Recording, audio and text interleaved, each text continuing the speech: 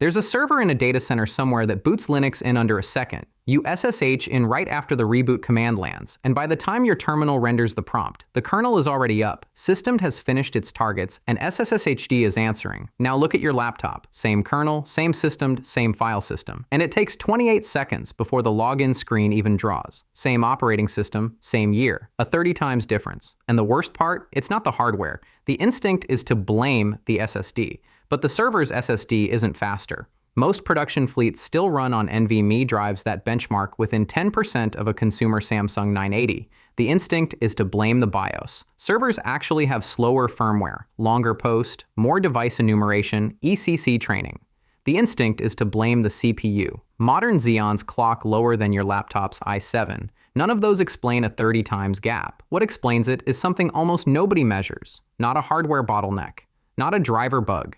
Something built into every default desktop install, by design, by people protecting strangers, that nobody has bothered to question. There's one entry in particular that's going to make you angry. But first, let's look at the bill. Systemd ships with a diagnostic tool that nobody reads until something breaks.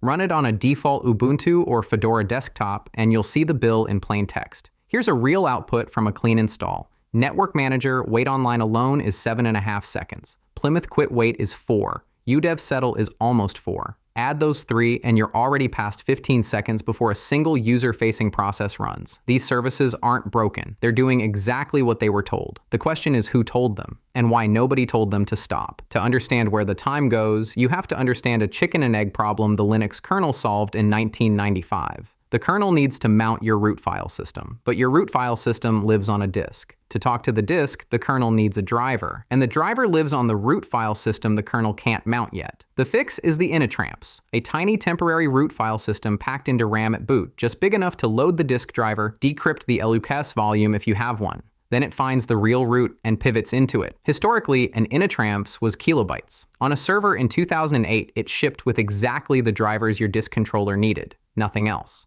That is no longer the minimum. And before we get to the deprecated service still running on systems installed last week, let's measure the initramfs itself.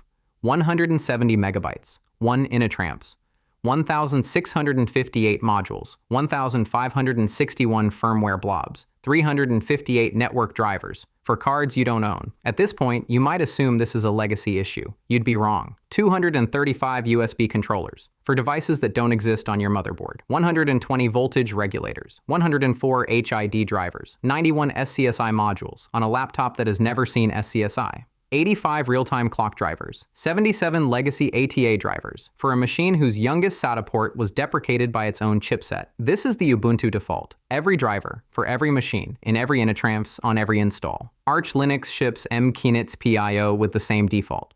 Fedora ships Dracut, which is smarter. It generates a host-only initramfs by default. On the same hardware, a 3.2-second decompression versus mkinitspio's 13 seconds, a 4 times difference. From a tool change, the kernel didn't get slower, the defaults got fatter. 30 seconds, 120 seconds. Those are the default timeouts on NetworkManager-wait-online and systemd-udev-settle. Both ship-enabled, both block your networkonline.target. Both are waiting for a network connection that, on a laptop in suspend resume cycles, may never resolve before the timeout fires. On a default Ubuntu install, this returns enabled, even on systems that use Network Manager and not networkd. Ubuntu's installer keeps both running because removing either one might break someone's edge case somewhere on the internet. The fix is one line. You will not lose networking. The interfaces still come up. The only thing you lose is the part of the boot that waits for them before continuing. A wait that for 99% of laptops has no consumer downstream. This service exists for one valid reason, a workstation mounting an NFS home directory at boot. If that's not you, and statistically it isn't, you're paying 30 seconds of your life every boot for a feature you don't use, roughly 50%. That's the share of your post-kernel boot time on a default Fedora 31 or newer install, spent waiting for Plymouth, the splash screen, to finish its animation. Plymouth is the smooth fade-in logo you see while the system boots. It exists to hide the ugly text scrollback from non-technical users.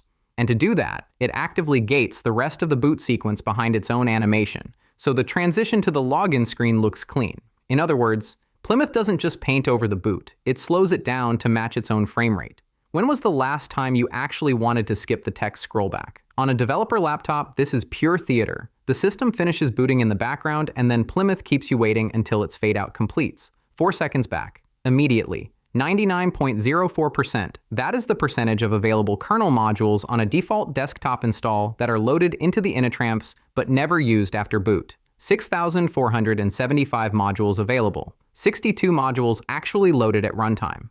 6,413 kernel modules sit in your initramfs, get decompressed at every boot, occupy RAM during the early boot stages, and are then discarded.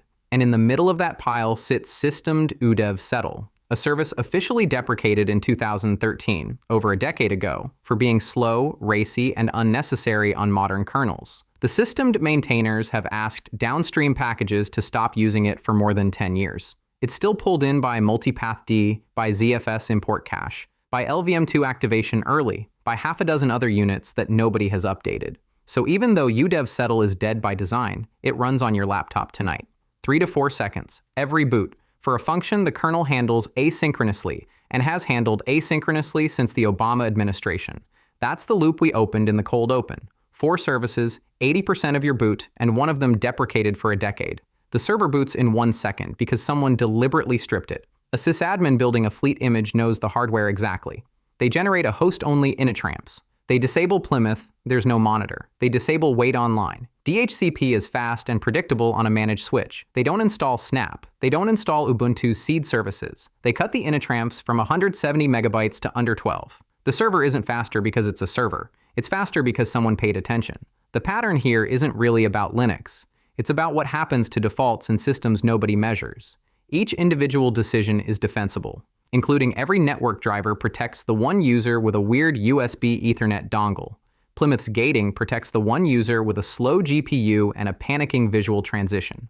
Wait-online protects the one user with the NFS mount. Multiply that conservative posture by every package maintainer, every distribution, every default. Industry estimates put Linux boots somewhere around 2 billion a day across consumer, embedded, and cloud. And what you get is an invisible tax measured in centuries of compute time, paid in 2-second increments by people who assumed their laptop was just slow. Universal compatibility is real. It's also expensive, and almost nobody itemized the bill. You can audit this in 90 seconds. Look at the top 5. If NetworkManager-wait-online or systemd-networked-wait-online is in there, run if Plymouth quit-wait is in there, and you don't need a splash screen. On most desktops, that's 15 to 20 seconds returned, with no software uninstalled and no kernel recompiled. Just 3 defaults, set by people protecting strangers, turned off by you. If this annoyed you, if you're sitting there thinking about the text editor you boot every morning, the container runtime you ship to prod, the libraries that get imported before your code even runs, that annoyance is pointing at something real. The same audit, the same defaults, the same bill. That's the next video. One more thing. The boot you measure with systemd-analyze isn't even the full picture. Your BIOS spent another 8 seconds before the kernel even started, scanning devices that aren't connected, probing buses that haven't existed since 2007. But that's another video.